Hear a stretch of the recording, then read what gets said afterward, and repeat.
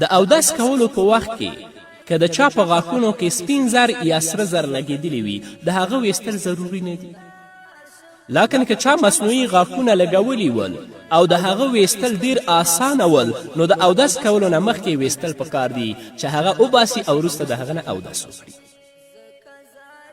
همدارنګه دې ته باید موږ او تاسو متوجه شو چې د غسل نه وروسته اودس کول ضروري نه دي.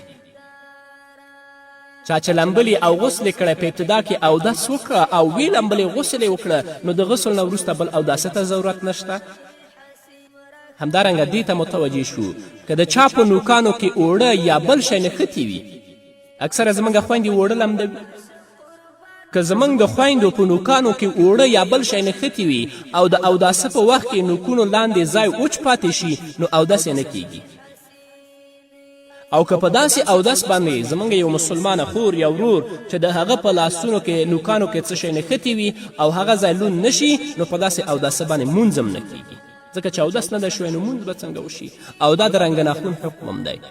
هغه خویندې چې رنګ ناخون لګوي که 100 واره هم اودس وکړي د هغو اودس نه ده شوی نو چې اودس نه ده شوی مونځ به چېرته وشي.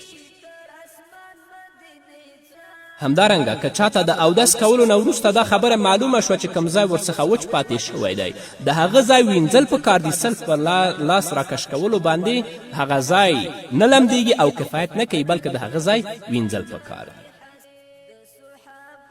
او که چیرې په چا څه دانه یا بل څه وي او په هغې د اوبرو اچولو سره مریضي زیاتیږي نو په هغه ځای باندې دې مسحه وکړي. د چا په بدن کې دانه ختلې ده نو که غسل کوي او همدارنګه که اودس کوي نو که اوبه ورته رسیږي هغې دانې ته نقصان رسوي نو صرف مسحه په هغې باندې کفایت کوي چې هغه مسحه کړي.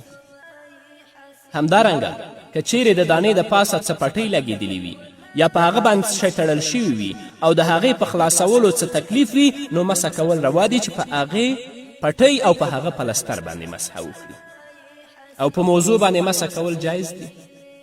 د صاحبینو په نزد باندې په هغه جرابو باندې چې سخینې یعنې ډبلې وي هم مسحه جواز لري، خو د امام ابو حنیفه رحمه الله په نزد باندې هغو جرابو باندې مسحه رواجه چې تر نیمایي پورې په چرم پوښل شوي وي او چې کومې نن عادي جرابې دي امام ابو حنیفه رحمه الله وایي چې په دې باندې مسحه نه کیږي. او که چاته تکلیف وي چې همیشه د هغو نه د متیازو څاڅکي تویږي یا د هغه کم زخم وي چې هغه نه همیشه وینه روانه وي نو په هغه وخت کې اودس کول پکار دي په کوم وخت کې چې دغه وینه ودرېږي او د متیازو څاڅکي وچ شي. او که وینه نه درېږي او همدارنګه متیازو څاڅکي نه درېږي نو اودس دې وکړي. البته د هر مانځه دپاره به بیل بیل اودس کوي تر څو چې د لمانځه وخت نه وي خارج شوی نو په دغه اوداسه باندې نفل هم کولی شي او همدارنګه هر ډول لمونځ پرې کولی شي. خو چې وخت د مانځه وته بیا اودس مات دی نو بل مانځه دپاره به بیا دا ځانګړی اودس کوي.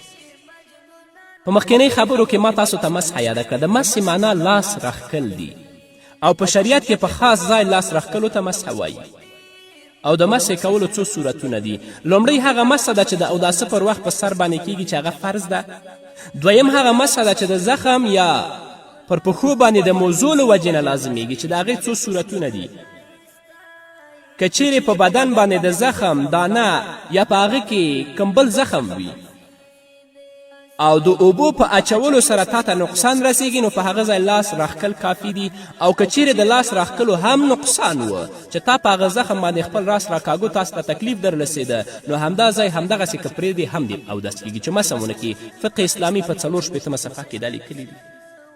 کوم کس چې موزې یا جرابې اچولې وي په هغه باندې یو شپه او یو ورځ مسحه کولی شي که هغه مقیم وي.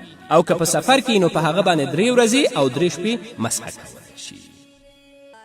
او هغه څوک چې بې اودسه وي هغه قرآن کریم ته هم لاس نشي ورولی. د شکر سجده د تلاوت سجده هم نشي کولی. قرآن کریم هم لیکلی نشي او همدارنګه د ترجمې والا قرآن کریم ته دې هم لاس نه وروږدوي. او نابالغه ماشومان او هغه کسان چې قرآن په یادو لولي نو هغوی د یادو لوستلی شي هغو دپاره باک نشته دی.